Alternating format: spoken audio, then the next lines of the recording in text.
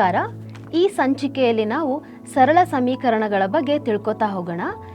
ಈ ಸಂಚಿಕೆಯಲ್ಲಿರುವಂತಹ NCERTಯ ಕಲಿಕಾ ಉದ್ದೇಶಗಳು ಹೀಗಿವೆ. ದೈನಂದಿನ ಜೀವನದ ಸಂದರ್ಭಗಳಲ್ಲಿ ಸರಳ ಸಮೀಕರಣದ ರೂಪದಲ್ಲಿ ಪ್ರತಿನಿಧಿಸುವುದು ಮತ್ತು ಅದನ್ನು ಪರಿಹರಿಸುವುದು. ಈ ಸಂಚಿಕೆಯಲ್ಲಿನ ಕಲಿಕಾ ಉದ್ದೇಶಗಳನ್ನು ನೋಡೋದಾದರೆ ಸಮೀಕರಣವನ್ನು ರಚಿಸುವುದು, ಸಮೀಕರಣವನ್ನು ಪರೀಕ್ಷಿಸುವುದು ಮತ್ತು ಪರಿಹಾರ ಕಂಡುಹಿಡಿಯುವುದು.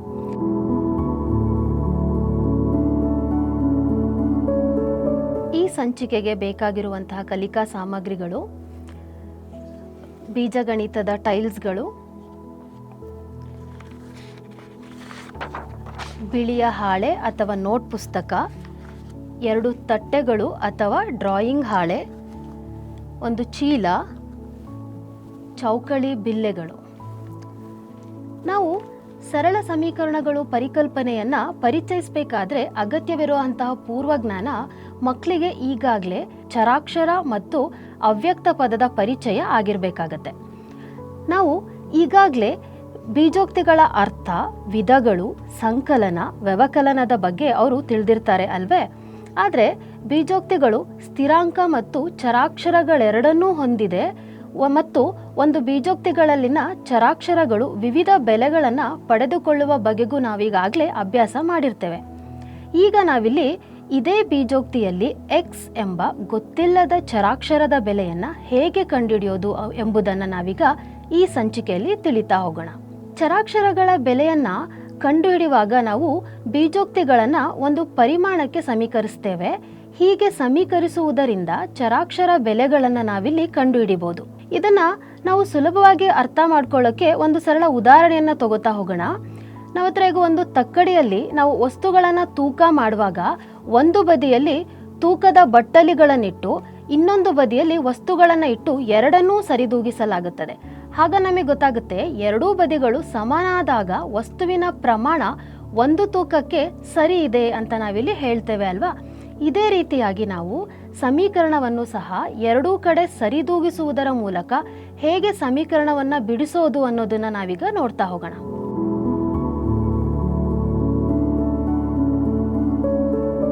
ಮೊದಲಿಗೆ ತೊಡಗಿಸಿಕೊಳ್ಳುವಿಕೆ ಹಂತದಲ್ಲಿ ನಾವು ಒಂದು ಚಟುವಟಿಕೆಯ ಮೂಲಕ ಹೇಗೆ ಸಮೀಕರಣವನ್ನು ಪರಿಚಯಿಸೋದು ಅನ್ನೋದನ್ನು ನಾವೀಗ ತಿಳ್ಕೊತಾ ಹೋಗೋಣ. ನಾವೀಗ ಒಂದು ತಟ್ಟೆನ ತಗೊಳ್ಳೋಣ. ಈಗ ತಟ್ಟೆ ಇಲ್ಲದ್ರೆ ನಾವೀಗ ಒಂದು ಡ್ರಾಯಿಂಗ್ ಹಾಳೆಯಲ್ಲಿ ಒಂದು ವೃತ್ತಾಕಾರವನ್ನು ಎಳೆದು ಈಗ ಇದನ್ನು ಒಂದು ತಟ್ಟೆ ಅಂತ ಭಾವಿಸೋಣ. ಈ ತಟ್ಟೆಗೆ ನಾನು ಒಂದು ಹೆಸರನ್ನು ಕೊಡ್ತಾ ಹೋಗ್ತೀವಿ. ಇದನ್ನು A ಅಂತ ಹೇಳಿ ಕರಿತಾ ಹೋಗೋಣ. ಇದಕ್ಕೆ ಒಂದು 4 ಚೌಕಳಿ ಬಿಲ್ಲೆಗಳನ್ನು ಹಾಕ್ತಾ ಹೋಗೋಣ. ಈಗ ಇದಕ್ಕೆ ನಾವು ಒಂದು 4 ಚೌಕಳಿ ಬಿಲ್ಲೆಗಳನ್ನು ಹಾಕ್ತೀವಿ. ಈಗ ಇನ್ನೊಂದು ತಟ್ಟೆಗಳನ್ನು ತಗೊಳ್ಳೋಣ. ಅದಕ್ಕೆ ನಾವು B ಅಂತ ಹೇಳಿ ಹೆಸರಿಡೋಣ. ಈಗ ಇದರಲ್ಲಿ 3 ಬಿಲ್ಲೆಗಳನ್ನು ತಗೊಳ್ಳೋಣ. ಈಗ A ತಟ್ಟೆಯಲ್ಲಿರೋ ತಟ್ಟೆಯಲ್ಲಿ 4 ಬಿಲ್ಲೆಗಳಿದೆ ಹಾಗೂ B ಯಲ್ಲಿ 3 ಬಿಲ್ಲೆಗಳಿದೆ. ಈಗ ನಾವು ಇನ್ನೊಂದು ತಟ್ಟೆನ ತಗೊಳ್ಳೋಣ. ಅದನ್ನು C ಅಂತ ಹೇಳಿ ಹೆಸರಿಡೋಣ. ನಾವೀಗ ಇಲ್ಲಿ A ಮತ್ತು B ತಟ್ಟೆಯಲ್ಲಿರೋ ಬಿಲ್ಲೆಗಳನ್ನು C ತಟ್ಟೆಗೆ ಹಾಕ್ತಾ ಹೋಗೋಣ. ನಾವೀಗ ಏನು ಮಾಡ್ತೀನಿ ಅಂದರೆ A ತಟ್ಟೆಯಲ್ಲಿರುವಂತಹ 4 ಸಂಖ್ಯೆ ಬಿಲ್ಲೆಗಳನ್ನು C ತಟ್ಟೆಗೆ ಹಾಕಿದ್ದೇನೆ. B ತಟ್ಟೆಯಲ್ಲಿರುವಂತಹ 3 ಸಂಖ್ಯೆಯ ಬಿಲ್ಲೆಗಳನ್ನು C ತಟ್ಟೆಗೆ ಹಾಕೋಣ. ಈಗ ನಾವಿಲ್ಲಿ ಗಮನಿಸ್ತಾ ಹೋದರೆ A ಮತ್ತು B ತಟ್ಟೆಯಲ್ಲಿರುವ ಸಂಖ್ಯೆಗಳನ್ನು ಒಟ್ಟುಗೂಡಿಸಿದಾಗ ನಾವಿಲ್ಲಿ ನೋಡೋಣ.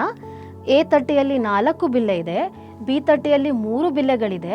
ಎರಡು ಒಟ್ಟುಗೂಡಿಸಿದಾಗ C ತಟ್ಟೆಯಲ್ಲಿರುವಂತಹ ನಮಗೆ 7 ಬಿಲ್ಲೆಗಳು ದೊರೀತಾ ಇದೆ. ನಾವು ಇದನ್ನು ಗಮನಿಸ್ಬೋದು.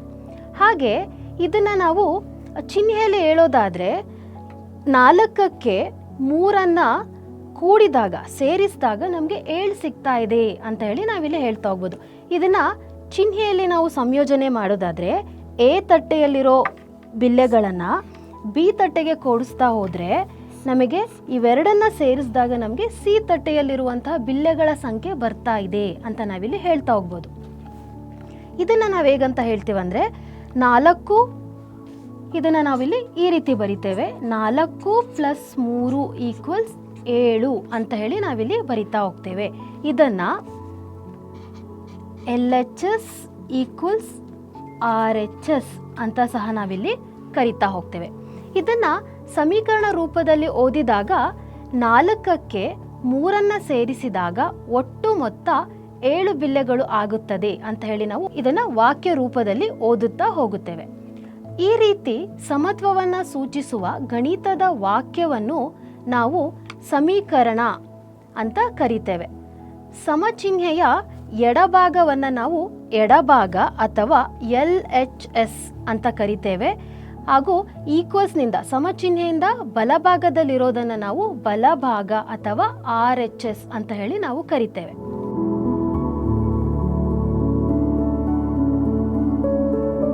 ನಾವೀಗ ಸಮೀಕರಣದ ಪರಿಹಾರವನ್ನು ಹೇಗೆ ಮಾಡೋದು ಅನ್ನೋದನ್ನು ನಾವೀಗ ನೋಡ್ತಾ ಹೋಗೋಣ.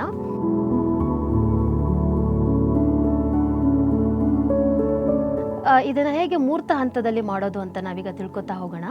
ಈಗ ಇನ್ನೊಂದು ಚಟುವಟಿಕೆ ಮುಖಾಂತರ ಚರಾಕ್ಷರ ಹೊಂದಿರುವಂತಹ ಸಮೀಕರಣಗಳ ರಚನೆಯನ್ನು ಹೇಗೆ ಮಾಡೋದು ಅಂತ ಈಗ ಒಂದು ಚಟುವಟಿಕೆ ಮಾಡೋದಾದರೆ, ನಮಗೆ ಇಲ್ಲಿ ಎ ತಟ್ಟೆ ಅಂತ, ಎ ಅಂದರೆ ನಾವಿಲ್ಲಿ ಒಂದು ವೃತ್ತಾಕಾರವನ್ನು ಹಾಕ್ಕೊಂಡು ಈಗ ಇಲ್ಲಿ ಇದನ್ನು ಎ ತಟ್ಟೆಯಲ್ಲಿ ನಾವೀಗ 5 ಬಿಲ್ಲೆಗಳನ್ನು ತಗೊಳ್ತಾ ಹೋಗೋಣ.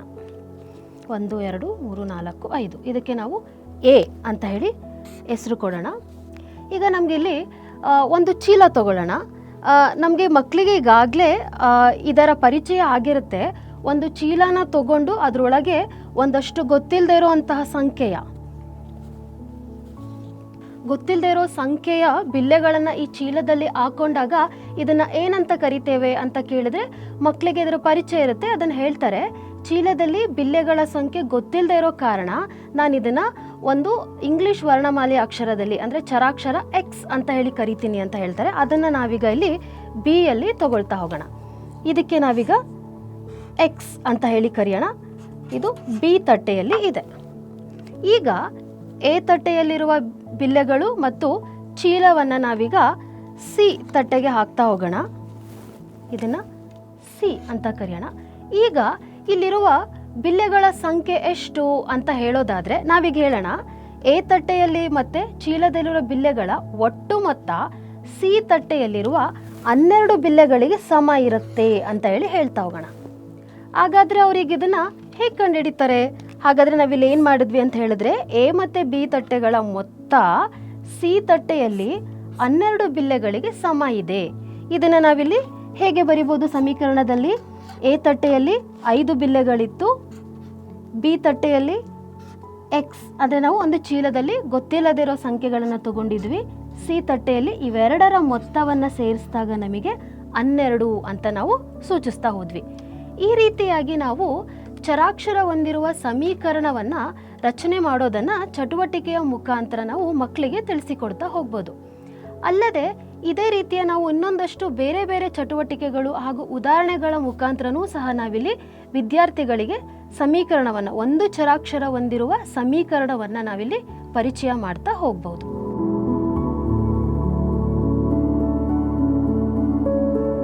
ಈಗ ಮೂರ್ತ ವಿಧಾನದಲ್ಲಿ ಬೀಜಗಣಿತದ ಟೈಲ್ಸ್ಗಳನ್ನು ಬಳಸಿಕೊಂಡು ಹೇಗೆ ಚರಾಕ್ಷರ ಸಹಿತ ಸಮೀಕರಣ ಪರಿಹಾರ ಮಾಡೋದು ಅನ್ನೋದನ್ನು ಈಗ ತಿಳಿಯೋಣ. ನಾವೀಗ ಬೀಜಗಣಿತದ ಟೈಲ್ಸ್ಗಳನ್ನು ಈ ರೀತಿಯಾಗಿ ನಿರೂಪಿಸ್ಕೊಳ್ತಾ ಹೋಗೋಣ. ಮೊದಲಿಗೆ ದೊಡ್ಡ ಚೌಕಾಕಾರದ ಟೈಲ್ಸನ್ನು ಧನ x² ಅಂತ ಹೇಳಿ ನಿರೂಪಿಸ್ಕೊಳ್ಳೋಣ. ಹಾಗೆ ಈಗ ಕೆಂಪು ಆಯತಾಕಾರದ ಟೈಲ್ಸನ್ನು x ಅಂದರೆ ಧನ x ಅಂತ ಹೇಳಿ ಕರೆಯೋಣ. ಹಾಗೂ ಈ ಚಿಕ್ಕ ಚೌಕಾಕಾರದ ಟೈಲ್ಸನ್ನು ಸ್ಥಿರಾಂಕ ಧನ 1 ಅಂತ ಹೇಳಿ ನಿರೂಪಿಸ್ಕೊಳ್ಳೋಣ. ಅದೇ ರೀತಿ ಇನ್ನೊಂದು ಬಣ್ಣದ ಬೀಜಗಣಿತದ ಟೈಲ್ಸನ್ನು ಅದಕ್ಕೆ ವಿಲೋಮವಾಗಿ ದೊಡ್ಡ ಚೌಕಾಕಾರದ ಟೈಲ್ಸನ್ನು ಇದರ ವಿಲೋಮವಾಗಿ ಋಣ x² ಅಂತ ಹೇಳಿ ಕರಿಬೋದು. ಈಗ ಈ ಆಯತಾಕಾರದ ಟೈಲ್ಸನ್ನು ಧನ xಗೆ ವಿಲೋಮವಾಗಿ ಋಣ x ಅಂತ ಹೇಳಿ ಕರಿತಾ ಹೋಗೋಣ. ಈಗ ಈ ಚಿಕ್ಕ ಚೌಕಾಕಾರದ ಟೈಲ್ಸನ್ನು ಋಣ 1 ಸ್ಥಿರಾಂಕ ಅಂತ ಹೇಳಿ ನಾವೀಗ ನಿರೂಪಿಸ್ಕೊಳ್ತಾ ಹೋಗೋಣ. ಈಗ ಇದರ ಆಧಾರದ ಮೇಲೆ ಹೇಗೆ ಒಂದು ಸಮೀಕರಣವನ್ನು ಬಿಡಿಸೋದು ಅಂತ ನಾವೀಗ ನೋಡ್ತಾ ಹೋಗೋಣ.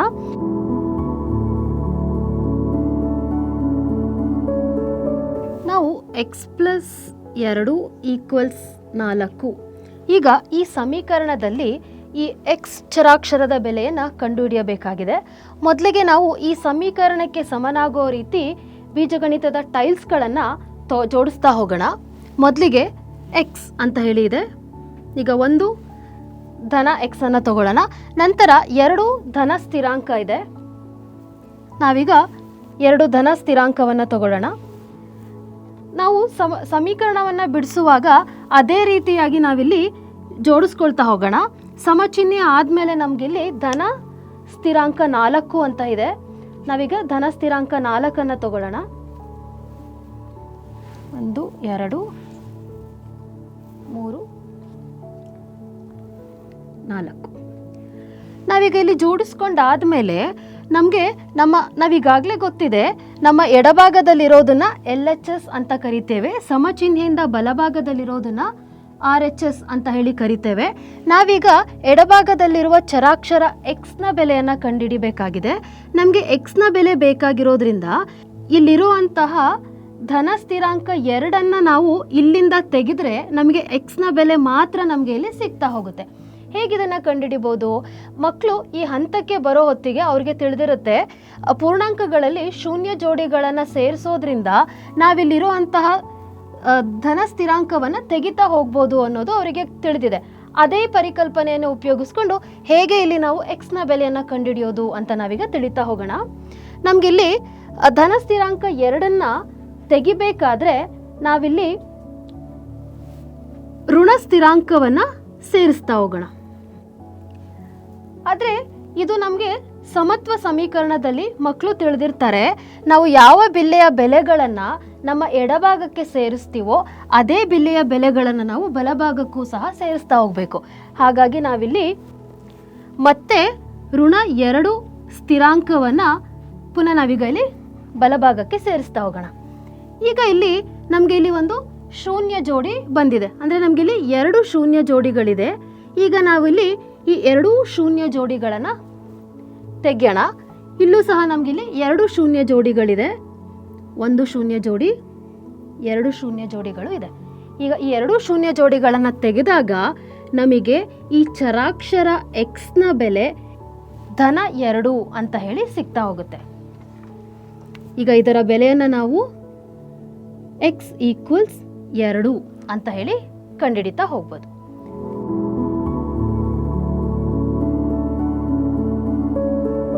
ನಾವೀಗ ಚರಾಕ್ಷರವನ್ನು ಹೊಂದಿರುವಂತಹ ಸಮೀಕರಣವನ್ನು ಪ್ರಾತಿನಿಧಿಕ ಹಂತದಲ್ಲಿ ಹೇಗೆ ಬಿಡಿಸೋದು ಅಂತ ನಾವೀಗ ನೋಡ್ತಾ ಹೋಗೋಣ. ನಾವೀಗ ಮೂರ್ತ ಹಂತದಲ್ಲಿ ಮಾಡಿದಂತಹ ಸಮಸ್ಯೆ x + 2 = 4. ಇದನ್ನು ನಾವು ಈಗಾಗಲೇ ಮೂರ್ತ ಹಂತದಲ್ಲಿ ಕಲಿಕೋಪಕರಣಗಳನ್ನು ಬಳಸಿ ನಾವಿಲ್ಲಿ ತೋರಿಸಿದ್ದೀವಿ. ಈಗ ಇದನ್ನು ಪ್ರಾತಿನಿಧಿಕ ಹಂತದಲ್ಲಿ ತೋರಿಸುವಾಗ ನಾವಲ್ಲಿ ಬೀಜಗಣಿತದ ಟೈಲ್ಸ್ಗಳನ್ನು ಬಳಕೆ ಮಾಡಿದ್ವಿ. ಅದನ್ನು ಮತ್ತೊಮ್ಮೆ ಹೇಗೆ ನಿರೂಪಿಸ್ಕೊಳ್ಳೋದು ಅನ್ನೋದನ್ನು ಇಲ್ಲಿ ನೆನಪಿಸ್ಕೊಳ್ತಾ ಹೋಗೋಣ. ನಾವಿಲ್ಲಿ ದೊಡ್ಡ ಚೌಕಾಕಾರದ ಬಿಲ್ಲೆಯನ್ನು x² ಧನ x² ಅಂತ ಕರಿತಾ ಇದ್ದೀವಿ. ಒಂದು ಆಯತಾಕಾರದ ಟೈಲ್ಸನ್ನು ಧನ x ಅಂತ ಹೇಳಿ, ಚಿಕ್ಕ ಚೌಕಾಕಾರದ ಟೈಲ್ಸನ್ನು ಸ್ಥಿರಾಂಕ 1 ಅಂತ ಹೇಳಿ ಕರಿತಾ ಇದ್ದೀವಿ. ಅದೇ ರೀತಿ ಇನ್ನೊಂದು ಬಣ್ಣದ ನೀಲಿ ಬಣ್ಣದ ಟೈಲ್ಸನ್ನು ನಾವು ಪ್ರಾತಿನಿಧಿಕ ಹಂತದಲ್ಲಿ ಪ್ರತಿನಿಧಿಸುವಾಗ ಛಾಯೀಕರಿಸುವ ಮುಖಾಂತರ ಅಥವಾ ಶೇಡ್ ಮಾಡೋದ್ರ ಮುಖಾಂತರ ನಾವಿಲ್ಲಿ ಉಪಯೋಗಿಸ್ತಾ ಇದ್ದೀವಿ. ಇದನ್ನು ನಾವು ಋಣ x² ಅಂತ ಹೇಳಿ ಕರೆಯೋಣ. ಈಗ ಆಯತಾಕಾರದ ನೀಲಿ ಆಯತಾಕಾರದ ಬಿಲ್ಲೆಯನ್ನು ನಾವಿಲ್ಲಿ ಋಣ x ಅಂತ ಹೇಳಿ ಕರಿತೀವಿ. ಈಗ ಅದನ್ನು ಶೇಡ್ ಮಾಡ್ತಾ ಹೋಗೋಣ. ನಂತರ ಸ್ಥಿರಾಂಕವನ್ನು ನಾವು ಮೂರ್ತ ಹಂತದಲ್ಲಿ ನೀಲಿ ಬಣ್ಣದ ಟೈಲ್ಸನ್ನು ಬಳಕೆ ಮಾಡಿರೋದನ್ನು ಇಲ್ಲಿ ಋಣ 1 ಅಂತ ಹೇಳಿ ನಾವಿಲ್ಲಿ ತೋರಿಸ್ತಾ ಹೋಗ್ತೀವಿ. ಇದನ್ನು ಆಧಾರವಾಗಿಟ್ಕೊಂಡು ನಾವು ಪ್ರಾತಿನಿಧಿಕ ಹಂತದಲ್ಲಿ ಹೇಗೆ ಈ ಸಮಸ್ಯೆಯನ್ನು ಬಿಡಿಸೋದು ಅಂತ ನೋಡ್ತಾ ಹೋಗೋಣ. ನಾವು ಮೊದಲಿಗೆ x + 2 = 4 ಅನ್ನೋದನ್ನು ನಾವೀಗ ಇಲ್ಲಿ ಪ್ರಾತಿನಿಧಿಕ ಹಂತದಲ್ಲಿ ತೋರಿಸೋದಾದರೆ x ಅಂತ ಹೇಳಿದ್ರೆ ನಾವು ಒಂದು ಆಯತಾಕಾರದ ಒಂದು ಬೀಜಗಣಿತದ ಟೈಲ್ಸನ್ನು ಜೋಡಿಸ್ಕೋಬೇಕು. ನಂತರ ನಮಗೆ 2 ಸ್ಥಿರಾಂಕ ಬೇಕಾಗಿದೆ. 1 ಸ್ಥಿರಾಂಕ, 2 ಸ್ಥಿರಾಂಕ ಇದೆ. ಅದಾದಮೇಲೆ ಇಲ್ಲಿ ಸಮೀಕರಣ ಹೇಗಿದೆ ಅದೇ ರೀತಿ ನಾವೀಗ ಇಲ್ಲಿ ಇದನ್ನು ಬರಿತಾ ಹೋಗೋಣ. ಸಮಚಿಹ್ನೆ 4 ಸ್ಥಿರಾಂಕ, ಧನ 4 ಸ್ಥಿರಾಂಕ ಬೇಕಿದೆ. ಅದನ್ನು ನಾವೀಗ ಇಲ್ಲಿ ಬರಿತಾ ಹೋಗೋಣ. ನಾವು ಮೂರ್ತ ಹಂತದಲ್ಲೇ ಮಾಡಿದಂತೆ ನಮಗೆ ಎಡಭಾಗದಲ್ಲಿರುವಂತಹ ಚರಾಕ್ಷರದ ಬೆಲೆಯನ್ನು ಕಂಡುಹಿಡಿಯಬೇಕಾಗಿರೋದ್ರಿಂದ ನಾವಿಲ್ಲಿ 2 ಇಲ್ಲಿಂದ ತೆಗಿಬೇಕಾಗಿದೆ. 2 ತೆಗೆಯೋದು ಹೇಗೆ ಅಂತ ಹೇಳಿದ್ರೆ ನಾವಿಲ್ಲಿ ಶೂನ್ಯ ಜೋಡಿಗಳನ್ನು ಸೇರಿಸುವುದರ ಮುಖಾಂತರ ನಾವು ಇದನ್ನು ಮಾಡಿದ್ವಿ. ಅದೇ ರೀತಿಯಲ್ಲಿ ನಾವೀಗ ಮಾಡ್ತಾ ಹೋಗೋಣ. ಎಕ್ಸನ್ನು ಹಾಗೆ ಬರೆಯೋಣ. ಈಗ 2 ಧನ ಸ್ಥಿರಾಂಕ ಇದೆ, ಅದಕ್ಕೆ ನಾವು ಋಣ ಸ್ಥಿರಾಂಕವನ್ನು ಎಡಭಾಗಕ್ಕೆ ಸೇರಿಸ್ತಾ ಹೋಗೋಣ. ನಮ್ಗೆ ಈಗಾಗಲೇ ಗೊತ್ತಿದೆ ಇದು ಸಮತ್ವದ ಸಮೀಕರಣ ಆಗಿರೋದ್ರಿಂದ ನಾವು ಎಡಭಾಗದಲ್ಲಿ ಸೇರಿಸಿದಂತಹ ಬಿಲ್ಲೆಗಳನ್ನೇ ನಾವು ಬಲಭಾಗಕ್ಕೂ ಸಹ ಸೇರಿಸ್ತಾ ಹೋಗಬೇಕು. ಈಗಾಗಲೇ ಇಲ್ಲಿ 4 ಧನ ಸ್ಥಿರಾಂಕ ಇದೆ. ನಾವೀಗ ಇದಕ್ಕೆ ಇಲ್ಲಿ ಸೇರಿಸಿದಂತಹ 2 ಋಣ ಸ್ಥಿರಾಂಕವನ್ನು ಸಹ ನಾವು ಬಲಭಾಗದಲ್ಲಿ ಸೇರಿಸಿದ್ದೇವೆ. ಈಗ ನಮಗೆ ಇಲ್ಲಿ ಇದು ಶೂನ್ಯ ಜೋಡಿ ಆಗ್ತಾ ಇದೆ. ಇಲ್ಲೂ 2 ಜೋಡಿಯ ಶೂನ್ಯ ಜೋಡಿಗಳಿದೆ. ಈಗ ನಮಗೆ ಇಲ್ಲಿ ಉಳಿಯೋ ಅಂಥದ್ದು ಎಕ್ಸ್ ಚರಾಕ್ಷರ ಉಳಿದಿದೆ. ಈಗ ಈ ಎಕ್ಸ್ನ ಬೆಲೆ ನಮಗೇನು ಬರುತ್ತೆ ಅಂತ ಹೇಳಿದ್ರೆ 2 ಸ್ಥಿರಾಂಕ ಬಂದಿದೆ. ಇದನ್ನು ನಾವೀಗ ಇಲ್ಲಿ ಹೇಗೆ ಪ್ರತಿನಿಧಿಸ್ತೇವೆ ಅಂದರೆ ಎಕ್ಸ್ನ ಬೆಲೆ 2 ಅಂತ ಹೇಳಿ ಪ್ರತಿನಿಧಿಸ್ತಾ ಹೋಗ್ಬೋದು.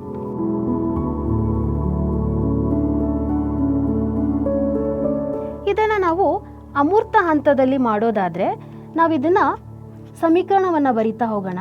X plus 2 equals 4. ನಾವು ಹೇಗೆ ಮೂರ್ತ ಹಂತದಲ್ಲಿ ಮತ್ತು ಪ್ರಾತಿನಿಧಿಕ ಹಂತದಲ್ಲಿ ಮಾಡಿದ್ವಿ ಅದೇ ರೀತಿ ನಮಗೆ ಇಲ್ಲಿ ಚರಾಕ್ಷರದ ಬೆಲೆಯನ್ನು ಕಂಡುಹಿಡಿಬೇಕಾಗಿರೋದ್ರಿಂದ ನಾವು ಇಲ್ಲಿರುವಂತಹ ಧನ ಸ್ಥಿರಾಂಕಕ್ಕೆ ಒಂದು ಋಣ 2 ಸೇರಿಸ್ತಾ ಇದ್ದೀವಿ. ಇಲ್ಲಿ 4 ಆಗಲೇ ಇರೋದೆ, ಇದಕ್ಕೆ ನಾವು ಪುನಃ ಏನು ಮಾಡ್ತಾ ಇದ್ದೀವಿ ಅಂದರೆ ಋಣ ಸ್ಥಿರಾಂಕವನ್ನು ನಮ್ಮ ಬಲಭಾಗಕ್ಕೂ ಸಹ ಸೇರಿಸ್ತಾ ಹೋಗೋಣ. ಮಕ್ಳಿಗೆ ನಾವಿಲ್ಲಿ ಹೇಳ್ಕೊಡ್ತಾ ಹೋಗ್ತೀವಿ. ಇಲ್ಲಿ ಒಂದು ಧನ 2 ಇದೆ, ಋಣ 2 ಇದೆ, ಇದು ಕ್ಯಾನ್ಸಲ್ ಆಗುತ್ತೆ. ಯಾಕೆ ಕ್ಯಾನ್ಸಲ್ ಆಗುತ್ತೆ ಅನ್ನೋದನ್ನು ನಮ್ಮ ಮಕ್ಕಳಿಗೆ ಇಲ್ಲಿ ಗೊತ್ತಿದೆ. ಅದು ಶೂನ್ಯ ಜೋಡಿ ಆಗಿರೋದ್ರಿಂದ ನಾವಿನ್ನ ತೆಗೆದಿದ್ದೀವಿ. ಈಗ ನಮಗಿಲ್ಲಿ ಉಳಿಯುವಂಥದ್ದು ಎಕ್ಸ್ ಉಳಿತಾ ಇದೆ. ಈಗ ಇಲ್ಲಿ 4ರಲ್ಲಿ 2 ಕಳೆದ್ರೆ ನಮಗೆ ಉಳಿಯುವಂಥದ್ದು ಎಕ್ಸ್. ಈಗ ನಮಗಿಲ್ಲಿ ಬರುತ್ತೆ ಎಕ್ಸ್ನ ಬೆಲೆ 2 ಅಂತ ಹೇಳಿ ಬರುತ್ತೆ. ಈ ರೀತಿಯಾಗಿ ನಾವು ಮೂರ್ತ ಹಂತ, ಪ್ರಾತಿನಿಧಿಕ ಹಂತ ಹಾಗೂ ಅಮೂರ್ತ ಹಂತದಲ್ಲಿ ನಾವೀಗ ಸಮಸ್ಯೆಗಳನ್ನು ಮಕ್ಕಳಿಗೆ ತಿಳಿಸ್ಕೊಡ್ತಾ ಹೋಗ್ಬೋದು.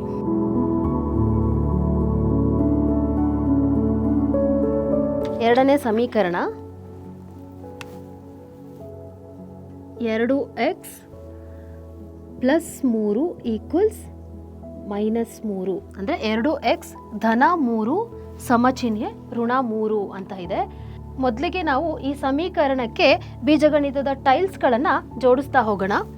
ಮೊದಲಿರುವಂಥದ್ದು 2x ಅಂತ ಹೇಳಿದ್ರೆ ನಾವು ಆಯತಾಕಾರದ ಕೆಂಪು ಬೀಜಗಣಿತದ ಟೈಲ್ಸ್ಗಳನ್ನು 2 ಜೋಡಿಸ್ಕೋಬೇಕು.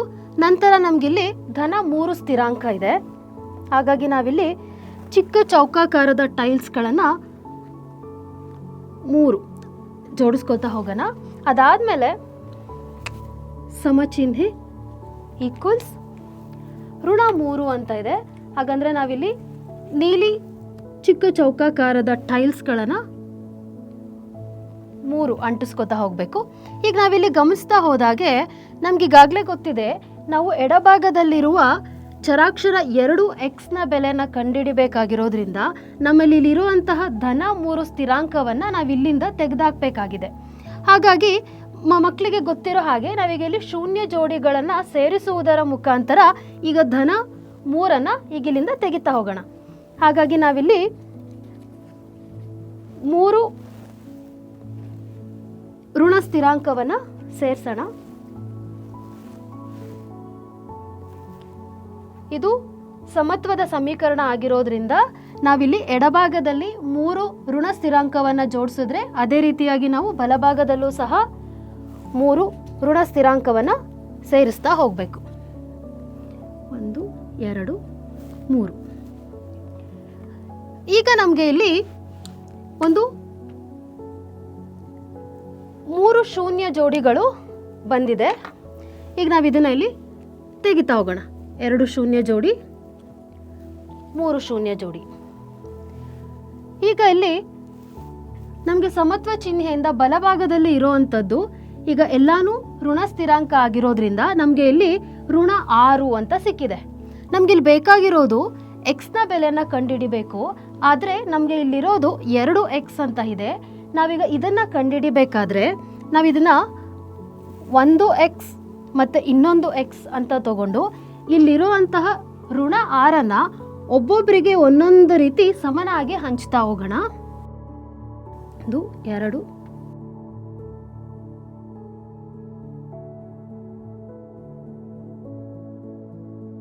3. ಈಗ ಒಬ್ಬೊಬ್ಬರಿಗೆ ನಾವಿಲ್ಲಿ ಮಾಡಿದಂತಹ ಕ್ರಿಯೆ ಭಾಗಾಕಾರ ಕ್ರಿಯೆ ಅಥವಾ ಹಂಚುವಿಕೆಯ ಕ್ರಿಯೆ ಅಂತ ಮಾಡಿದ್ದು. ಇಲ್ಲಿ 2 ಎಕ್ಸ್ ಇದೆ, ನಮಗೆ 1 ಎಕ್ಸ್ನ ಬೆಲೆ ತಿಳಿಬೇಕಾಗಿರೋದ್ರಿಂದ ಪ್ರತಿಯೊಂದು ಎಕ್ಸಿಗೆ ಇಲ್ಲಿರುವಂಥ 6 ಋಣ ಸ್ಥಿರಾಂಕಗಳನ್ನು ಒಂದೊಂದಾಗಿ ಹಂಚ್ತಾ ಹೋದಾಗ ನಮಗೆ 1 ಎಕ್ಸ್ನ ಬೆಲೆ ಏನು ಸಿಗ್ತಾ ಇದೆ ಅಂತ ಹೇಳಿದ್ರೆ ಋಣ 3 ಅಂತ ಹೇಳಿ ಸಿಗ್ತಾ ಇದೆ. ಈ ರೀತಿಯಾಗಿ ನಾವು ಸಮೀಕರಣವನ್ನು ಬಿಡಿಸ್ತಾ ಹೋಗ್ಬೋದು.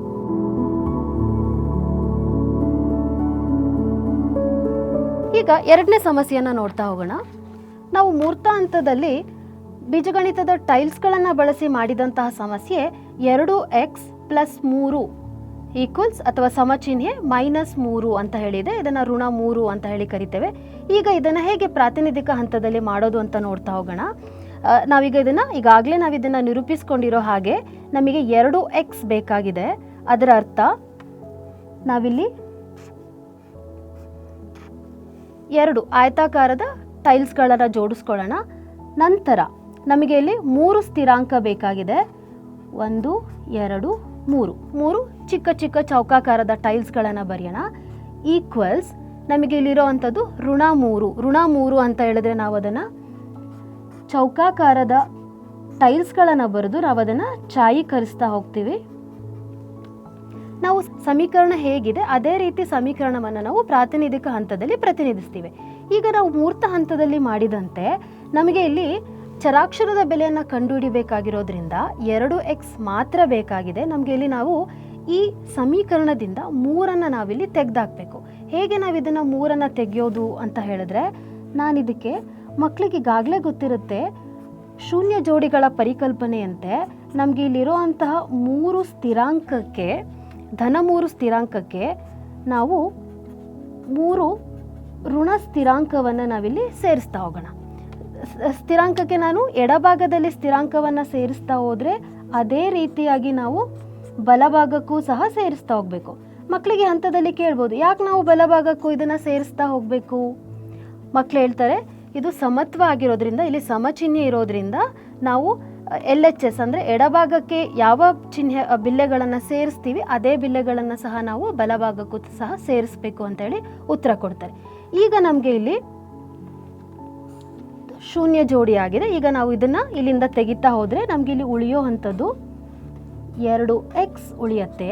ಇಲ್ಲಿರೋದು ಋಣ 6, 1 2 ಸ್ಥಿರಾಂಕ, 3 ಸ್ಥಿರಾಂಕ, 4 5 6. ಈಗ ನಮಗೆ ಇಲ್ಲಿ 2xಗೆ ಋಣ 6 ಸ್ಥಿರಾಂಕ ಇದೆ. ಈಗ ನಮಗೆ ಇಲ್ಲಿ ಬೇಕಾಗಿರೋದು ಎಕ್ಸ್ನ ಬೆಲೆಯನ್ನು ಕಂಡುಹಿಡಿಬೇಕಾಗಿರೋದ್ರಿಂದ ನಾವಿದನ್ನು ಹೇಗೆ ಹೇಳ್ಬೋದಂದರೆ, ನನಗೆ ಇಲ್ಲಿ 2x ಅಂತ ಇದೆ, ನಾನಿದನ್ನು 2 ಭಾಗಗಳಾಗಿ ನಾನು ಎಡಭಾಗದಲ್ಲಿ ಇದನ್ನು 2 ಸಮಭಾಗಗಳಾಗಿ ಮಾಡಿ ಇದನ್ನು ಸಹ ನಾನಿಲ್ಲಿ ಸಮಭಾಗಗಳಾಗಿ ಮಾಡಿದ್ರೆ 1xನ ಬೆಲೆ ನನಗೆ ಇಲ್ಲಿ 3 ಅಂತ ಹೇಳಿ ಸಿಗ್ತಾ ಇದೆ ಅಂತಲೂ ಸಹ ಹೇಳ್ಬೋದು. ಇನ್ನೊಂದು ವಿಧಾನದಲ್ಲಿ ನಾವು ಮೂರ್ತ ಹಂತದಲ್ಲಿ ಮಾಡಿದ ಹಾಗೆಯೇ 1xಗೆ ನಾವು ಹಂಚ್ತಾ ಹೋಗೋಣ. ಇಲ್ಲಿ 2xಗಳಿದೆ, ನನ್ನಲ್ಲಿರೋ ಅಂತಹ 6 ಬಿಲ್ಲೆಗಳನ್ನು 6 ಟೈಲ್ಸ್ಗಳನ್ನು ಒಬ್ಬೊಬ್ಬರಿಗೆ ಒಂದೊಂದಾಗಿ ಹಂಚ್ತಾ ಹೋದರೆ ನಮಗೆ ಪ್ರತಿಯೊಂದು ಎಕ್ಸ್ನ ಬೆಲೆ 3 ಋಣ ಸ್ಥಿರಾಂಕ ಅಂತ ಹೇಳಿ ಸಿಗ್ತಾ ಹೋಗುತ್ತೆ. ಈ ರೀತಿಯಾಗೂ ಸಹ ನಾವಿಲ್ಲಿ ಮಕ್ಕಳಿಗೆ ತಿಳಿಸ್ತಾ ಹೋಗ್ಬೋದು. ಆಗ ಇಲ್ಲಿ 1xನ ಬೆಲೆ ಏನಾಗುತ್ತೆ ಅಂತ ಹೇಳಿದ್ರೆ ಇದನ್ನು ಋಣ 3 ಅಂತ ಹೇಳಿ ಬೆಲೆ ಸಿಗುತ್ತೆ. ಈ ರೀತಿಯಾಗಿ ನಾವು ಪ್ರಾತಿನಿಧಿಕ ಹಂತದಲ್ಲಿ ಮಕ್ಕಳಿಗೆ ತಿಳಿಸ್ತಾ ಹೋಗ್ಬೋದು.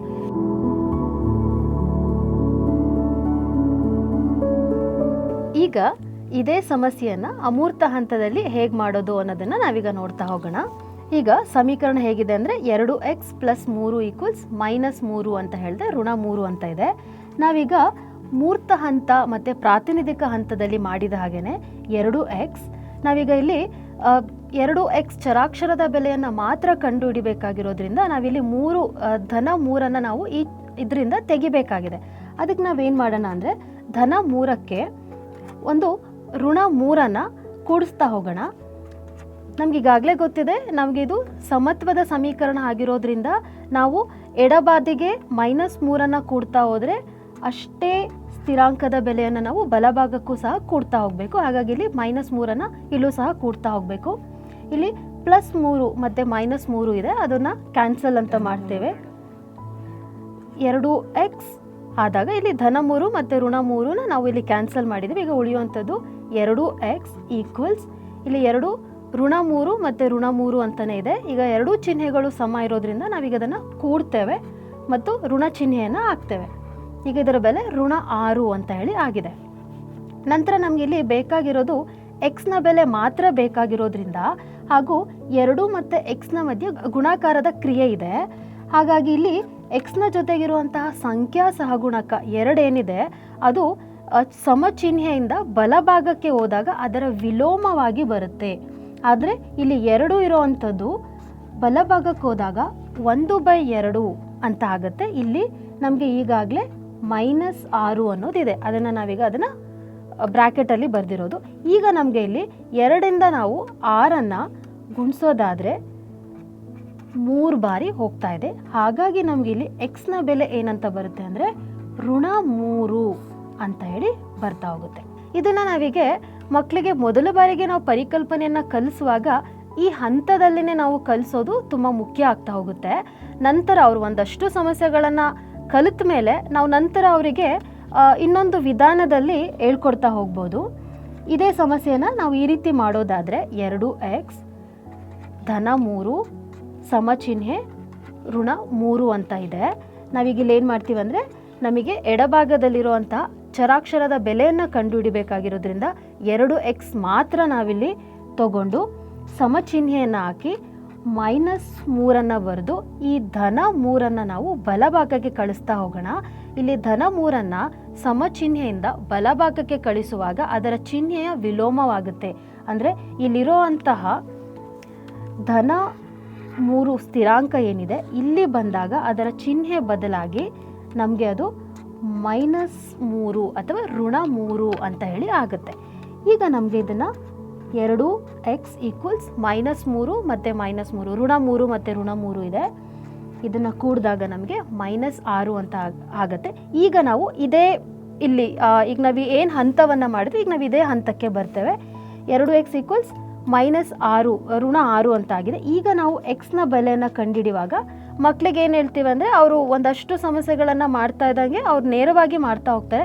ಎಕ್ಸ್ನ ಬೆಲೆ ಇದೆ, ನನಗಿಲ್ಲಿ 2 ಇದೆ, ಅದನ್ನು ನಾವು ಸಮಚಿಹ್ನೆಯಿಂದ ಬಲಭಾಗಕ್ಕೆ ಕಳಿಸಿದಾಗ -6 ವಿಲೋಮವಾಗಿ ಅದನ್ನು ನಾವು ಇಲ್ಲಿ ÷ 2 ಅಂತ ಹೇಳಿ ಬರ್ಕೊತೀವಿ. ಈಗ ನಾವು ಇದನ್ನು ಭಾಗಿಸ್ತಾ ಹೋದಾಗ 2 3 ಬಾರಿ ಆದಾಗ ನಮಗೆ ಇಲ್ಲಿ ಎಕ್ಸ್ನ ಬೆಲೆ ಋಣ 3 ಅಂತ ಹೇಳಿ ನಮಗೆ ಸಿಗ್ತಾ ಹೋಗುತ್ತೆ. ಈ ರೀತಿಯಾಗಿ ಎರಡೂ ವಿಧಾನದಲ್ಲಿಯೂ ಸಹ ನಾವು ಅಮೂರ್ತ ಹಂತದಲ್ಲಿ ಮಕ್ಕಳಿಗೆ ಈ ರೀತಿ ಸಮಸ್ಯೆಗಳನ್ನು ಬಿಡಿಸೋದನ್ನು ನಾವು ಮಕ್ಕಳಿಗೆ ಪ್ರೋತ್ಸಾಹವನ್ನು ನೀಡ್ತಾ ಹೋಗಬೇಕು.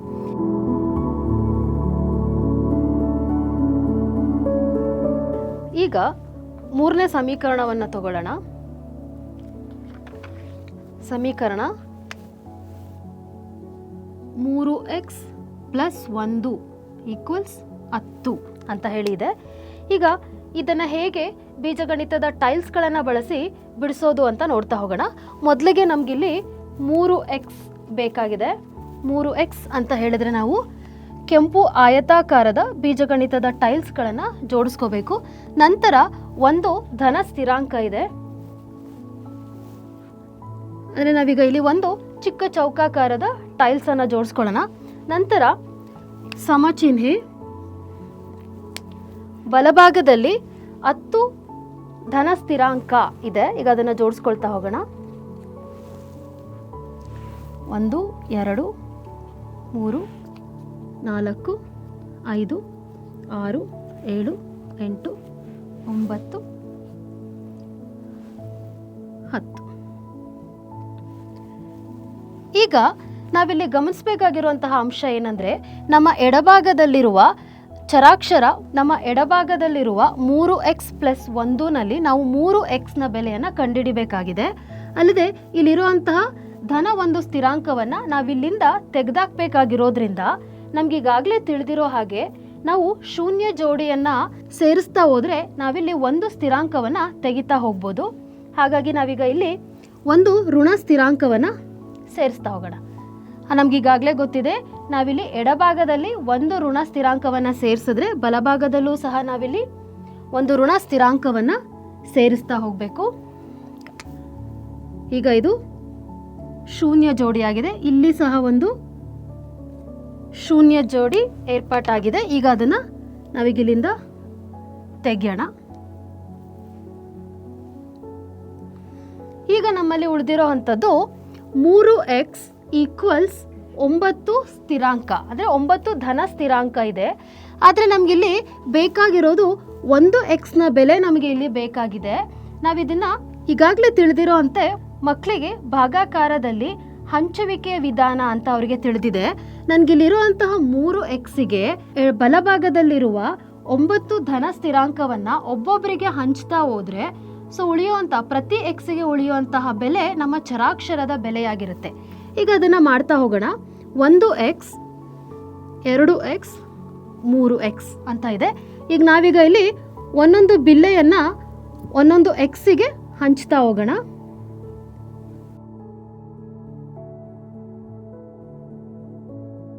ಈಗ ಒಂದೊಂದು ಎಕ್ಸಿಗೆ 3 ಧನ ಸ್ಥಿರಾಂಕ ಸಿಗ್ತಾ ಇದೆ. ಹಾಗಾಗಿ ನಮಗೆ ಇಲ್ಲಿ ಎಕ್ಸ್ನ ಬೆಲೆ ಧನ 3 ಅಂತ ಹೇಳಿ ಆಗುತ್ತೆ.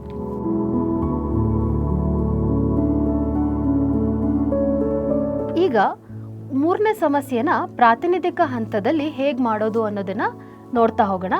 ಮೂರನೇ ಸಮಸ್ಯೆ 3x+1 ಸಮಚಿಹ್ನೆ 10 ಅಥವಾ 3x ಧನ ಒಂದು ಸ್ಥಿರಾಂಕ ಸಮಚಿಹ್ನೆ 10 ಅಂತ ಹೇಳಿ ಇದೆ. ಇದನ್ನು ನಾವು ಮೂರ್ತ ಹಂತದಲ್ಲಿ ಮಾಡಿದಂತೆಯೇ ನಾವೀಗ ಪ್ರಾತಿನಿಧಿಕ ಹಂತದಲ್ಲೂ ಸಹ ಇದನ್ನು ಪ್ರತಿನಿಧಿಸ್ತಾ ಹೋಗೋಣ.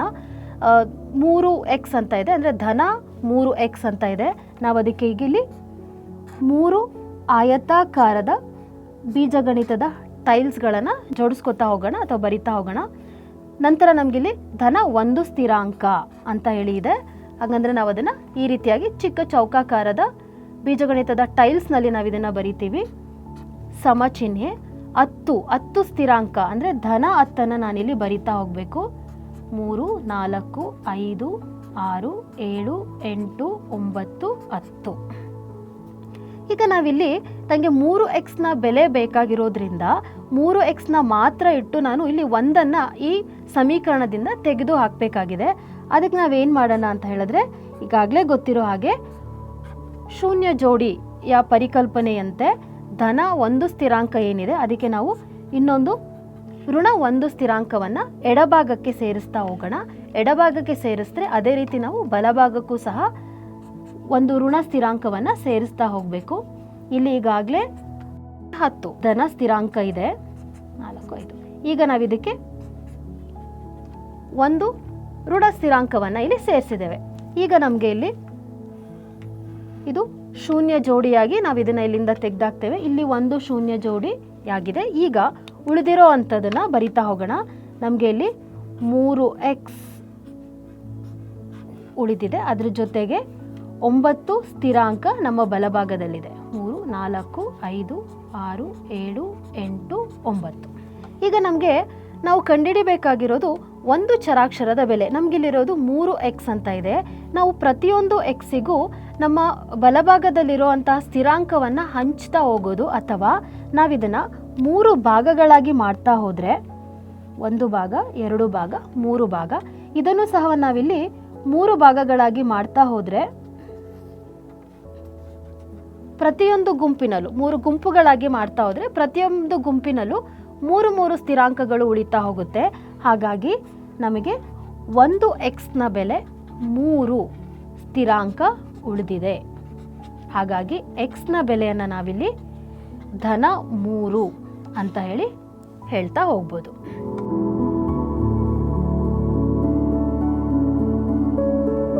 ಇದನ್ನೇ ನಾವು ಹೇಗೆ ಅಮೂರ್ತ ಹಂತದಲ್ಲಿ ಮಾಡೋದು ಅಂತ ನೋಡ್ತಾ ಹೋಗೋಣ. 3x ಧನ 1 ಸಮಚಿಹ್ನೆ ಧನ 10 ಅಂತ ಹೇಳಿ ಇದೆ. ಇದನ್ನು ನಾವೀಗ ಇನ್ನೊಂದು ವಿಧಾನದಲ್ಲಿ ಹೇಗೆ ಮಾಡೋದು ಅಂತಲೇ ಮಾಡ್ತಾ ಹೋಗೋಣ. 3x ಇದೆ, ನಾನು 3x ಚರಾಕ್ಷರದ ಬೆಲೆಯನ್ನು ಕಂಡುಹಿಡಿಬೇಕಾಗಿರೋದ್ರಿಂದ ಇಲ್ಲಿ ಬಲಭಾಗದಲ್ಲಿ 10 ಆಗಲೇ ಇದೆ. ಈಗ ನಾವಿಲ್ಲಿ ಈ ಒಂದು ಸ್ಥಿರಾಂಕ 1 ಅಂತ ಏನಿದೆ ಅದನ್ನು ಸಮಚಿಹ್ನೆಯಿಂದ ಬಲಭಾಗಕ್ಕೆ ಕಳಿಸಿದಾಗ ಅದರ ಚಿಹ್ನೆ ಬದಲಾಗಿ -1 ಅಂತೇಳಿ ಆಗುತ್ತೆ. ಈಗ 3x ಈಕ್ವಲ್ಸ್ 10ರಲ್ಲಿ ನಾವು 1ನ್ನು ಕಳೀತಾ ಹೋದರೆ ನಮಗೆ 9 ಅಂತ ಹೇಳಿ ಉತ್ತರ ಸಿಗುತ್ತೆ. ಈಗ ನಮಗೆ ಎಕ್ಸ್ನ ಬೆಲೆ ಬೇಕಾಗಿರೋದ್ರಿಂದ ಇಲ್ಲಿ 3 × x ಅಂತೇಳಿ ಗುಣಾಕಾರ ಇದೆ. ಈ ಎರಡು ಬೀಜಪದದಲ್ಲಿ ಸಂಖ್ಯಾ ಸಹಗುಣಕವನ್ನು ಸಮಚಿಹ್ನೆಯಿಂದ ಬಲಭಾಗಕ್ಕೆ ಕಳಿಸಿದಾಗ ಅದರ ವಿಲೋಮ ಆಗತ್ತೆ. ಅದನ್ನು x ಈಕ್ವಲ್ಸ್ 9 ಡಿವೈಡೆಡ್ ಬೈ ಅಥವಾ ಭಾಗಿಸು 3 ಅಂತ ಹೇಳಿ ಆಗುತ್ತೆ. ಈಗ 3ರಿಂದ 9ನ್ನು ಭಾಗಿಸಿದಾಗ 3 9. ಈಗ ಎಕ್ಸ್ನ ಬೆಲೆ ನಮಗೆ 3 ಅಂತ ಹೇಳಿ ಸಿಗ್ತಾ ಹೋಗುತ್ತೆ.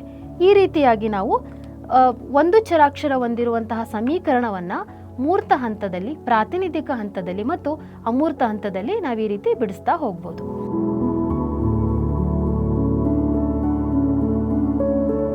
ಈ ಪರಿಕಲ್ಪನೆಗೆ ಸಂಬಂಧಪಟ್ಟಂತೆ ವಿಸ್ತರಣಾ ಹಂತದಲ್ಲಿ ನಿಜ ಜೀವನದಲ್ಲಿನ ಸಮಸ್ಯೆಗಳನ್ನು ಬಗೆಹರಿಸಲು ಅಥವಾ ಉನ್ನತ ಹಂತದ ಪರಿಕಲ್ಪನೆಗಳಿಗೆ ಅನ್ವಯಿಸಲು ನಾವು ಒಂದಷ್ಟು ಉದಾಹರಣೆಗಳನ್ನು ನಾವು ನೀಡ್ತಾ ಹೋಗ್ಬೋದು. ಈಗ ಒಂದಷ್ಟು ಉದಾಹರಣೆಗಳನ್ನು ನೋಡೋದಾದರೆ, ಒಂದು ಸ್ವಾಭಾವಿಕ ಸಂಖ್ಯೆಯನ್ನು ಎನ್ನಿಂದ ಸೂಚಿಸಿದರೆ, ನಾವೊಂದು ಉದಾಹರಣೆ ತಗೊಳ್ಳೋಣ. ಒಂದು ಸ್ವಾಭಾವಿಕ ಸಂಖ್ಯೆಯನ್ನು ನಾವೀಗ ಇಲ್ಲಿ ಎನ್ ಇಂದ ಸೂಚಿಸೋದಾದರೆ ಅದರ ಮುಂದಿನ ಸಂಖ್ಯೆ n+1 ಅಂತ ಹೇಳಿ ಆಗುತ್ತೆ. ಇದನ್ನು ಯಾವುದೇ ಸ್ವಾಭಾವಿಕ ಸಂಖ್ಯೆಗಳಿಗಾಗಲಿ ನಾವು ಇದನ್ನು ಪರಿಶೀಲನೆ ಮಾಡ್ತಾ ಹೋಗ್ಬೋದು. ಉದಾಹರಣೆಗೆ ಎನ್ನ ಬೆಲೆ 10 ಅಂತ ಆದರೆ ನಮಗೆ ಇದನ್ನು ಮುಂದಿನ ಸಂಖ್ಯೆಯನ್ನು ಹೇಗೆ ಕಂಡುಹಿಡಿಯೋದು? n+1 ಅಂತ ಹೇಳಿದ್ರೆ ನನಗೆ ಇಲ್ಲಿ n ಬೆಲೆ ಏನಿದೆ 10 ಅಂತ ಇದೆ. 10+1 ಅಂತ ಹೇಳಿದ್ರೆ ನಮಗೆ 11 ಅಂತ ಹೇಳಿ ಆಗುತ್ತೆ. ಈ ರೀತಿಯಾಗಿ ಉನ್ನತ ಮಟ್ಟದ ಪರಿಕಲ್ಪನೆಯನ್ನು ಪರಿಚಯಿಸಲು ಸಹ ನಮಗೆ ಇಲ್ಲಿ ಸಮೀಕರಣದ ಉಪಯೋಗ ಆಗಿದೆ. ಈಗ ಒಂದಷ್ಟು ನಿಜ ಜೀವನದ ಉದಾಹರಣೆಗಳನ್ನು ನೋಡ್ತಾ ಹೋಗೋಣ. ಉದಾಹರಣೆಗೆ ಒಂದು ಚೌಕದ ಉದ್ದ 3 ಸೆಂಟಿಮೀಟರ್ ಇದೆ ಅಂತ ಅಂದ್ಕೊಳ್ಳೋಣ. ಚೌಕದ ಸುತ್ತಳತೆಯನ್ನು ನಾವು ಬೀಜೋಕ್ತಿಯಲ್ಲಿ ಬರೆದಾಗ ಸುತ್ತಳತೆಯ ಸೂತ್ರ 4L ಆಗಿದೆ. ಚೌಕದ ಸುತ್ತಳತೆಯ ಸೂತ್ರ 4L ಆಗುತ್ತೆ. ಉದಾಹರಣೆಗೆ ನಾವೀಗ L ಅಂದರೆ ಅದರ ಉದ್ದ 3 ಸೆಂಟಿಮೀಟರ್ ಇದೆ ಅಂತ ಅಂದ್ಕೊಂಡ್ರೆ ನಾವು ಅದನ್ನು ಈಗ ಈ ಸೂತ್ರಕ್ಕೆ ಅನ್ವಯ ಮಾಡಿದಾಗ ಚೌಕದ ಸುತ್ತಳತೆ 4 ಇದೆ, ಉದ್ದ 3 ಆಗುತ್ತೆ. ಅಂದರೆ ನಮಗಿರೋ L ಬೆಲೆಗೆ ನಾವಿಲ್ಲಿ 3ಅನ್ನು ಅನ್ವಯ ಮಾಡಿದ್ರೆ 4 3 12 ಅಂತ ಹೇಳಿ ಇದನ್ನು ನಾವಿಲ್ಲಿ ಸೆಂಟಿಮೀಟರ್ ಅಂತ ಹೇಳಿ ನಾವು ಈ ರೀತಿ ಬರಿತಾ ಹೋಗ್ಬೋದು. ಇದೇ ರೀತಿ ಚೌಕದ ವಿಸ್ತೀರ್ಣವನ್ನು ಸಹ ನಾವು ಬೀಜೋಕ್ತಿಯಲ್ಲಿ ಬರೆಯೋದಾದರೆ ಚೌಕದ ವಿಸ್ತೀರ್ಣದ ಸೂತ್ರ ನಮಗೆ ಗೊತ್ತಿದೆ, L² ಅಂತ ಹೇಳಿ ನಾವು ಅದನ್ನು ಬರಿತಾ ಹೋಗ್ತೀವಿ. ಈಗ ಎಲ್ಲಿಗೆ ಉದ್ದ 3 ಸೆಂಟಿಮೀಟರ್ನ ನಾವಿಲ್ಲಿ ಅನ್ವಯ ಮಾಡಿದಾಗ 3² 3² ಅಂತ ಆಗುತ್ತೆ. 3 × 3 ಅಂತ ಹೇಳಿದ್ರೆ 9 ಸೆಂಟಿಮೀಟರ್ ಸ್ಕ್ವೇರ್ ಅಂತ ಹೇಳಿ ನಾವಿಲ್ಲಿ ಹೇಳ್ತಾ ಹೋಗ್ಬೋದು. ಈಗ ಇನ್ನೊಂದು ಉದಾಹರಣೆಯನ್ನು ನೋಡೋಣ. ಒಂದು ಪುಸ್ತಕದ ಬೆಲೆ ಪೆನ್ನಿನ ಬೆಲೆಗಿಂತ ರೂ5 ಹೆಚ್ಚಾಗಿದೆ. ಪೆನ್ನಿನ ಬೆಲೆಯನ್ನು ನಾವು x ಅಂತ ತಗೊಳ್ಳೋದಾದರೆ ಪುಸ್ತಕದ ಬೆಲೆ x+5 ಆಗುತ್ತೆ. ಆಗ ಪುಸ್ತಕದ ಬೆಲೆ 20 ಆಗಿದ್ರೆ ಪೆನ್ನಿನ ಬೆಲೆ ಎಷ್ಟು ಅಂತ ಹೇಳಿ ಕಂಡುಹಿಡಿತಾ ಹೋಗ್ಬೋದು. ನಾವೀಗ ಇನ್ನೊಂದು ಉದಾಹರಣೆಯನ್ನು ತಗೊಳ್ತಾ ಹೋಗೋಣ. ಒಂದು ವಸ್ತು ಸಂಗ್ರಹಾಲಯಕ್ಕೆ ಪ್ರವಾಸಕ್ಕೆ ಯೋಜನೆ ಮಾಡೋದಕ್ಕೆ ಒಂದು ಬಜೆಟ್ನ ತಯಾರಿಸ್ಕೋಬೇಕಾಗಿದೆ ಅಂತ ಅಂದ್ಕೊಳ್ಳೋಣ. ಇದನ್ನು ಹೇಗೆ ಬೀಜಗಣಿತದ ಸಮೀಕರಣವನ್ನು ಉಪಯೋಗಿಸಿ ಮಾಡ್ತಾ ಹೋಗೋದು ಅಂತ ನಾವೀಗ ಉದಾಹರಣೆ ಮುಖಾಂತರ ನೋಡೋಣ. ನಮಗೆ ಬೇಕಾಗಿರೋ ಒಟ್ಟು ಬಜೆಟ್ ಇಲ್ಲಿ ಯಾವುದೆಲ್ಲ ಖರ್ಚು ಬರ್ತಾ ಹೋಗುತ್ತೆ ಅನ್ನೋದನ್ನು ನಾವೀಗ ಇಲ್ಲಿ ನಿಗದಿ ಮಾಡ್ತಾ ಹೋಗೋಣ. ನಮಗೆ ಬೇಕಾಗಿರುವಂಥದ್ದು ಹೋಟೆಲ್ನ ವೆಚ್ಚ. ಆ ಹೋಟೆಲ್ನ ವೆಚ್ಚನ ನಾವಿಲ್ಲಿ ಚರಾಕ್ಷರದಲ್ಲಿ ಬರೆಯೋದಾದರೆ ನಾನು H ಅಂತ ತಗೊಳ್ಳೋಣ. ಅದರಲ್ಲಿ ಎಷ್ಟು ರಾತ್ರಿಗಳು ಉಳ್ಕೋತಾ ಇದ್ದೀವಿ ಅಂತ ಬರುತ್ತೆ. ಅದನ್ನು ನಾವಿಲ್ಲಿ N ಚರಾಕ್ಷರದಿಂದ ನಿಗದಿಪಡಿಸ್ತಾ ಹೋಗೋಣ. ಇದ್ರ ಜೊತೆಗೆ ಬರುವಂತಹ ಖರ್ಚುಗಳು ಊಟದ ವೆಚ್ಚ, ಅದನ್ನು ನಾನು F ಅಂತ ಹೇಳಿ ಬರಿತಾ ಹೋಗೋಣ. ಅದ್ರ ಜೊತೆಗೆ ಎಷ್ಟು ಜನ ಊಟ ಮಾಡಿದ್ದಾರೆ ನಾವು ಅದನ್ನು ಸ್ಟೂಡೆಂಟ್ ಅಂತ ಹೇಳಿ S ಅಂತ ಹಾಕೋಣ. ನಾವಿಲ್ಲಿ ಆಹಾರದ ಜೊತೆಗೆ ಊಟದ ವೆಚ್ಚನ ನಾವು ಊಟದ ಸಂಖ್ಯೆಯ ಜೊತೆಗೆ ಇಲ್ಲಿ ಗುಣಾಕಾರ ಮಾಡಬೇಕಾಗಿದೆ. ಅದ್ರ ಜೊತೆಗೆ ಬರೋ ಅಂಥದ್ದು ಸಾರಿಗೆಯ ವೆಚ್ಚ ಹಾಗೂ ಇತರೆ ಖರ್ಚುಗಳು ಅಥವಾ ಅದರ್ ಎಕ್ಸ್ಪೆನ್ಸಸ್, ಅದನ್ನು ನಾವಿಲ್ಲಿ ಓ ಅನ್ನೋ ಅಕ್ಷರದಿಂದ ತೋರಿಸ್ತಾ ಹೋಗೋಣ. ಈಗ ಇದನ್ನು ನಾವಿಲ್ಲಿ ಒಟ್ಟು ವೆಚ್ಚದ ಜೊತೆ ಕಂಡುಹಿಡಿಬೇಕಾದ್ರೆ ಗುಣಾಕಾರ ಇರೋದ್ರಿಂದ H ಇಂಟು ಎನ್ ಆಗುತ್ತೆ plus F into S plus ಸಾರಿಗೆ ವೆಚ್ಚ ಟಿ ಪ್ಲಸ್ ಓ. ಈಗ ನಮಗೆ ಒಟ್ಟು ಬಜೆಟ್ಟು 5,000 ಇದೆ ಅಂತ ಅಂದ್ಕೊಳ್ಳೋದಾದರೆ ಈ 5,000 ಸಮ ಆಗೋ ಹಾಗೆ ನಮ್ಮ ಎಲ್ಲ ಖರ್ಚುಗಳನ್ನು ನಾವು ಎಷ್ಟು ನಿಗದಿ ಮಾಡ್ಕೋತೀವಿ ಅನ್ನೋದ್ರ ಮೇಲೆ ನಾವು ಇದನ್ನು ಸಮತ್ವವನ್ನು ನಾವಿಲ್ಲಿ ಪರೀಕ್ಷೆ ಮಾಡ್ತಾ ಹೋಗ್ಬೋದು. ಈ ರೀತಿಯಾಗಿ ಉದಾಹರಣೆಗಳ ಮುಖಾಂತರ ನಾವು ಸಮೀಕರಣವನ್ನು ಮಕ್ಕಳಿಗೆ ಪರಿಚಯವಂತ ಮಾಡ್ತಾ ಹೋಗ್ಬೋದು.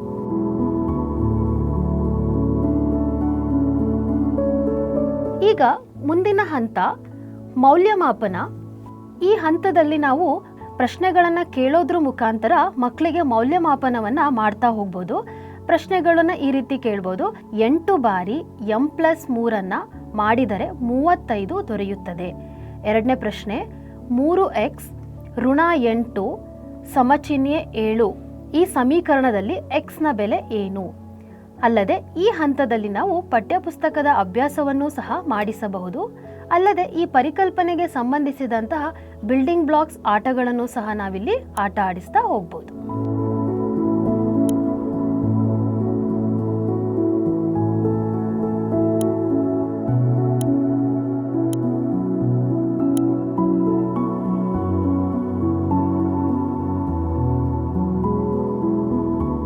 ಈಗ ಈ ಪರಿಕಲ್ಪನೆಗೆ ಸಂಬಂಧಿಸಿದಂತಹ ತಪ್ಪು ಪರಿಕಲ್ಪನೆಗಳು ಏನಿದೆ ಅನ್ನೋದನ್ನ ನೋಡ್ತಾ ಹೋಗೋಣ. ಮೊದಲಿಗೆ ಕೊಟ್ಟಿರುವ ಬೀಜೋಕ್ತಿಯಲ್ಲಿ ಚರಾಕ್ಷರವನ್ನು ಗುರುತಿಸೋದು ತುಂಬ ಮುಖ್ಯ ಆಗ್ತಾ ಹೋಗುತ್ತೆ. ಹಾಗೂ ಚರಾಕ್ಷರದಲ್ಲಿ ಸಹಗುಣಕ ಮತ್ತು ಸ್ಥಿರಾಂಕವನ್ನು ಗುರುತಿಸೋದು ತುಂಬ ಅಗತ್ಯವಾಗಿದೆ. ಇದೆಲ್ಲ ತಿಳಿದ್ರೆ ಮಾತ್ರ ನಾವು ಯಾವ ಚರಾಕ್ಷರದ ಬೆಲೆಯನ್ನು ಕಂಡುಹಿಡಿಯಬೇಕಾಗಿದೆ ಅನ್ನೋದನ್ನು ನಾವು ಸುಲಭವಾಗಿ ನಿರ್ಧರಿಸ್ತಾ ಹೋಗ್ಬೋದು. ಈಗ ಎರಡನೇ ತಪ್ಪು ಪರಿಕಲ್ಪನೆ, ನಾವು ಅಮೂರ್ತ ವಿಧಾನದಲ್ಲಿ ಸಮೀಕರಣವನ್ನು ಬಿಡಿಸುವಾಗ ಬಲಭಾಗ ಮತ್ತು ಎಡಭಾಗ ಯಾವುದು ಅನ್ನೋದ್ರ ಬಗ್ಗೆ ಜ್ಞಾನ ತುಂಬ ಇರಲೇಬೇಕಾಗತ್ತೆ. ಅಲ್ಲದೆ ಎಡಬದಿಯಿಂದ ಸ್ಥಿರಾಂಕವನ್ನು ಬಲಬದಿಗೆ ಕಳುಹಿಸುವಾಗ ಅದರ ಚಿಹ್ನೆ ಬದಲಾಗುತ್ತದೆ ಎಂಬುದು ಅವರಿಗೆ ತಿಳಿದಿರಬೇಕು. ಇದರ ಕಲ್ಪನೆ ಅವರಿಗೆ ಚೆನ್ನಾಗಿ ಮೂಡಬೇಕಾದ್ರೆ ನಾವು ಮೂರ್ತದಿಂದ ಅಮೂರ್ತಕ್ಕೆ ಸಂಬಂಧವನ್ನು ಕಲ್ಪಿಸುವಂತಹ ಫ್ಲಿಪ್ ವಿಧಾನದ ಮೂಲಕ ಉದಾಹರಣೆಯನ್ನು ತೋರಿಸ್ತಾ ಹೋಗ್ಬೋದು. ಇದೊಂದು ನಾವಿದನ್ನು ಶಾರ್ಟ್ಕಟ್ ವಿಧಾನ ಅಂತ ಸಹ ಹೇಳ್ಬೋದು. ಆದರೆ ನಾವು ಪರಿಕಲ್ಪನೆಯ ಸ್ಪಷ್ಟತೆಯನ್ನು ಮಕ್ಕಳಿಗೆ ಮೂಡಿಸ್ಬೇಕಾದ್ರೆ ನಾವು ಈ ಹಿಂದೆ ನೋಡಿದಂತಹ ಮೂರ್ತ ವಿಧಾನದಲ್ಲಿ ಶೂನ್ಯ ಜೋಡಿಯನ್ನು ಸೇರಿಸಿ ಮಾಡುವಂತಹ ವಿಧಾನವನ್ನೇ ನಾವು ಸಮೀಕರಣವನ್ನು ಬಿಡಿಸ್ಲಿಕ್ಕೆ ಮಕ್ಕಳಿಗೆ ಪರಿಚಯ ಮಾಡೋದು ಉತ್ತಮ. ಆದರೆ ಈಗ ಹೇಗೆ ಒಂದು ಫ್ಲಿಪ್ ವಿಧಾನದಲ್ಲಿ ಒಂದು ಉದಾಹರಣೆಯನ್ನು ತಗೊಂಡು ಹೇಗೆ ಸಮಸ್ಯೆಯನ್ನು ಬಿಡಿಸೋದು ಅನ್ನೋದನ್ನು ನಾವೀಗ ನೋಡ್ತಾ ಹೋಗೋಣ. ಉದಾಹರಣೆಗೆ ನಾವು ಮೂರ್ತ ಹಂತದಲ್ಲಿ ತಗೊಂಡಂತಹ ಸಮಸ್ಯೆ x+2 = 4 ಅಂತ ಹೇಳಿದೆ. ಇಲ್ಲಿ ಚರಾಕ್ಷರ x ನ ಬೆಲೆಯನ್ನು ನಾವು ಕಂಡುಹಿಡಿಬೇಕಾಗಿರೋದ್ರಿಂದ ನಮ್ಮ ಎಡಭಾಗದಲ್ಲಿರೋ ಅಂತಹ 2 ನಾವು ಬಲಭಾಗಕ್ಕೆ ಕಳಿಸ್ಬೇಕಾಗಿದೆ. ಆಗ ನಾವೇನು ಮಾಡ್ತೀವಿ ಅಂತ ಹೇಳಿದ್ರೆ, ಇದನ್ನು ಒಮ್ಮೆ ನಾವು ಟೈಲ್ಸ್ನಲ್ಲಿ ಮಾಡೋದಾದರೆ ಇದು ಒಂದು x ಅನ್ನು ತಗೊಂಡಿದ್ದೀವಿ. ಅದರಲ್ಲಿ ನಮಗೆ ಸ್ಥಿರಾಂಕ ಧನ ಸ್ಥಿರಾಂಕ 2 ಬೇಕಾಗಿದೆ. ಆ 2 ತಗೊಳ್ಳೋಣ.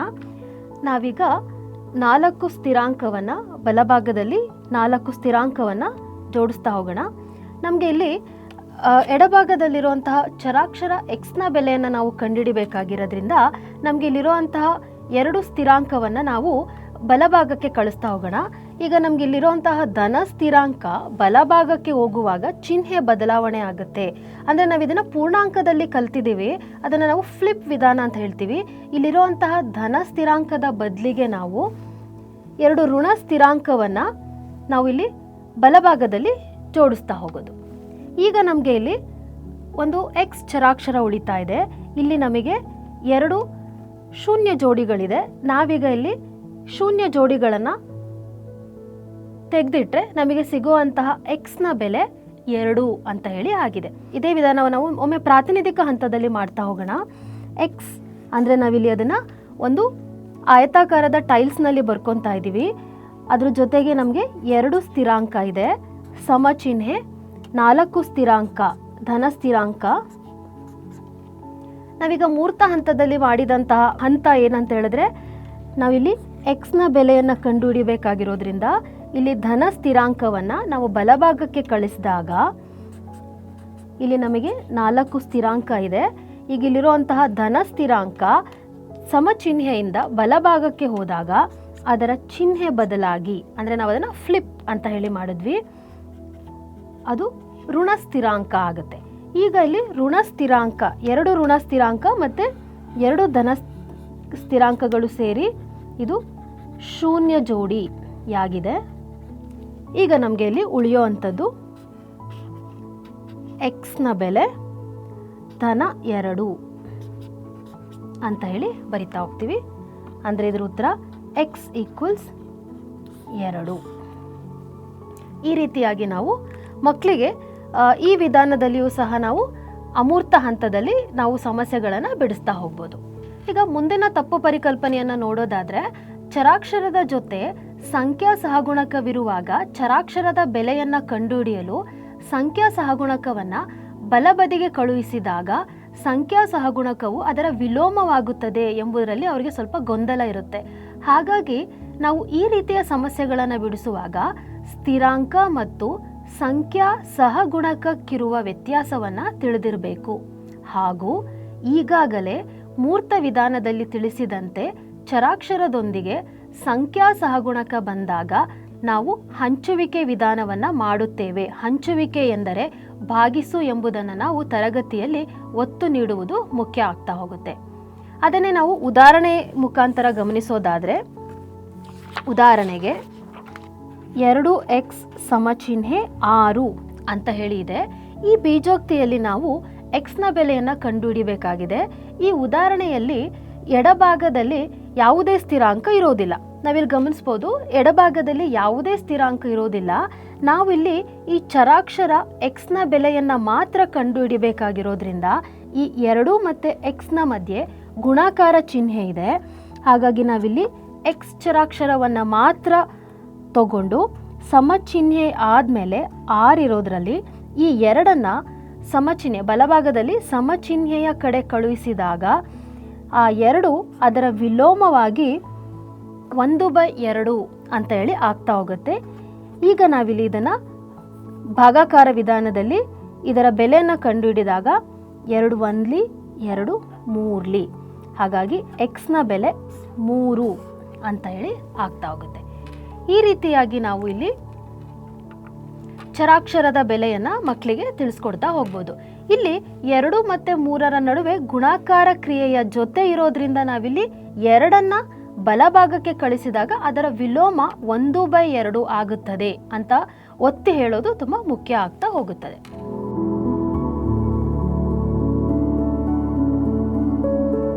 ಈ ಪರಿಕಲ್ಪನೆಗೆ ಸಂಬಂಧಪಟ್ಟಂತೆ ಕಲಿಕೋಪಕರಣದ ಮಿತಿಗಳನ್ನು ನೋಡೋದಾದರೆ, ನಮಗಿಲ್ಲಿ 8ನೇ ತರಗತಿಯವರೆಗೆ ಒಂದು ಚರಾಕ್ಷರವಿರುವ ಸಮೀಕರಣವನ್ನು ಮಾತ್ರ ಬಿಡಿಸಲು ಪಠ್ಯಕ್ರಮದಲ್ಲಿ ಇರುವುದರಿಂದ ನಾವು GKA 2.0ನಲ್ಲಿರುವ ಬೀಜಗಣಿತದ ಟೈಲ್ಸ್ಗಳನ್ನು ಒಂದು ಚರಾಕ್ಷರ ಮತ್ತು ಸ್ಥಿರಾಂಕವಿರುವ ಹಾಗೆ ಟೈಲ್ಸ್ಗಳನ್ನು ನಿರೂಪಿಸಿಕೊಳ್ಳಬಹುದು. ನಂತರ ಈ ಕಲಿಕೋಪಕರಣಗಳು ಕೇವಲ ಪರಿಕಲ್ಪನೆಯನ್ನು ಅರ್ಥ ಮಾಡಿಸಲು ಇರುವುದರಿಂದ ಸರಳ ಸಮೀಕರಣದ ಪರಿಕಲ್ಪನೆಯನ್ನು ಮತ್ತು ಒಂದು ಚರಾಕ್ಷರವಿರುವ ಸಮೀಕರಣವನ್ನು ಬಿಡಿಸುವುದನ್ನು ಸರಳ ಸಮಸ್ಯೆಗಳ ಮೂಲಕ ತಿಳಿಸಿಕೊಡಬಹುದು. ಅಲ್ಲದೆ ಸರಳ ಸಮೀಕರಣದಲ್ಲಿರುವ ಉನ್ನತ ಮಟ್ಟದ ಅಮೂರ್ತ ಸಮಸ್ಯೆಗಳನ್ನು ಬಗೆಹರಿಸಲು ಕಲಿಕೋಪಕರಣಗಳಲ್ಲಿ ಸಾಧ್ಯವಾಗದೇ ಇರುವುದರಿಂದ ವಿದ್ಯಾರ್ಥಿಗಳಿಗೆ ಹೆಚ್ಚು ಸಮಸ್ಯೆಗಳನ್ನು ಅಮೂರ್ತದಲ್ಲಿಯೇ ಅಭ್ಯಾಸ ಮಾಡಿಸುವುದು ಉತ್ತಮ.